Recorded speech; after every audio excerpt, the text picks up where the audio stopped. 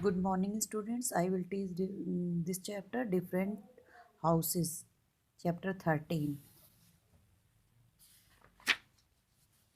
Part 3. Abir is back from her trip. Her father has built her a house in the garden every day. After school, Abir and her brother climb into their little tree houses. जो अबीर जो है वापस trip से वापस आया और अपने फादर के साथ उसने उनके जो पेड़ पे उनके ऊपर उन्होंने एक घर बनाया हुआ, ये देखो। उसके उसमें अपने दोस्त के साथ जो है वो जाता है उसमें।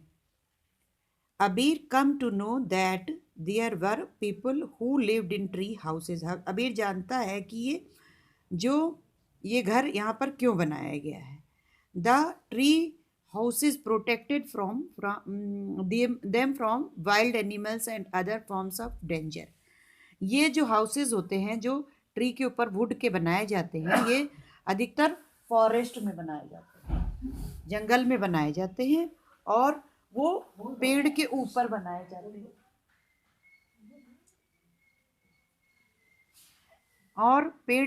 बनाए जाते हैं और उसमें जो है जिससे कि फॉरेस्ट में जो जंगली जो आपके एनिमल्स होते हैं और ख़तरनाक और सारे जानवर होते हैं, उनसे लोग प्रोटेक्ट हो जाते हैं। जो लोग जंगल के अंदर रहते हैं, में जाके कुछ कोई काम करना चाहते हैं, वो लोग उसी में रहते हैं।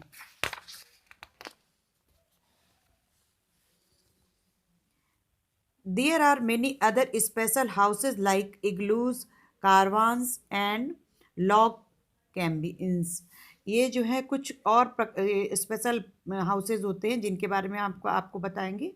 We have read about some of them in our earlier classes. इनके बारे में आपने जो है पिछले वाले क्लासेस में भी पढ़ा होगा।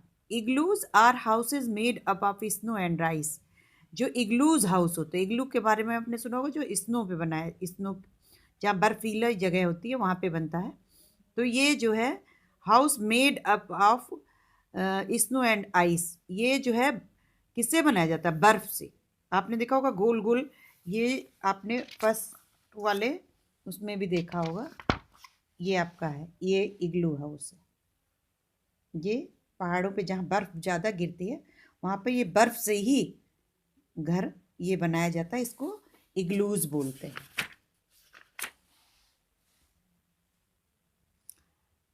When ये there are usually built by the units the people of Greenland when they go for fishing or hunting.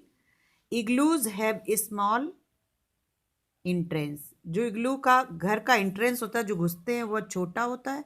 और यहाँ पर यूजुअली लोग क्या करते हैं? फिशिंग, और यहाँ पर ग्रीन लैंड होगा जो जहाँ पर जाकर के वो फिशिंग करेंगे, पानी में फिशिंग करते हैं वहाँ के लोग, उनका यही कार्य होता है। Caravans are house on wheels, they can be moved them place to place. Caravans जो होते हैं एक प्रकार का, आप उनको वो कर सकते हैं जो एक शहर से, एक जगह से दूसरी जगह कारवां बना के रहते हैं और चलते रहते हैं। उनका एक जगह पे स्थायी कोई घर नहीं होता है। Log cabins are small house made entirely of wood. जो इंटायरली ऑफ वुड, ये लकड़ी से बने हुए छोटे छोटे घर होते हैं। These houses are normally seen in forest और हिली रीजन्स। ये अधिकतर जो है जंगल में या हिली रीजन्स में, यानी कि पहाड़ों वाली जगहों पे बनाए जाते हैं। Though some of these special house are still used still used. Many people now stay in regular house. अब जो है कुछ लोग इन हाउस में स्टील का भी यूज़ करने लग गए हैं और कुछ लोग तो इसमें रेगुलर भी रहते हैं। ये इस तरह से लकड़ी के घर बनाए जाते हैं और उसमें रहते हैं। Looking after house. अब हाउस की जो देख रेख है, हाउस किस तरह से रखना चाहिए। We spend most of our time at home. We should look after our home and keep it neat and tidy. जो हमें अपना घर होता है ना, वो बहुत ही साफ सुथरा और सुंदर रखना चाहिए।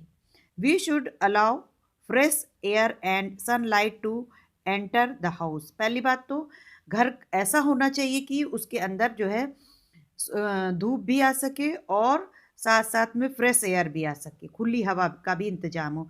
ऐसा घर बना होना चाहिए। जब घर बनाते समय इन बातों का ध्यान रखना चाहिए। We should dust the house and mop the floors daily. और जो घर को जो है हमें रोज झाड़ू और उसकी फर्श को रोज साफ करना चाहिए, झाड़ू लगाना चाहिए और साफ करना चाहिए, सफाई रखनी चाहिए। We should use a disinfectant to clean the floors. और उसको आपको वो जो है साफ सुथरा भी रखना चाहिए और वो जर्म्स मुक्त भी कर जाए। सब इंस्टेंस यूजली लिक्विड लिक्विड डाल करके जो उसके जर्म्स होते हैं उसको मारने का काम, मतलब जो पोछा लगाए ना तो उसमें कुछ ऐसा डाल दें जिससे कि उस फर्श पे कोई जर्म्स हो तो वो भी खत्म हो जाए। We should remove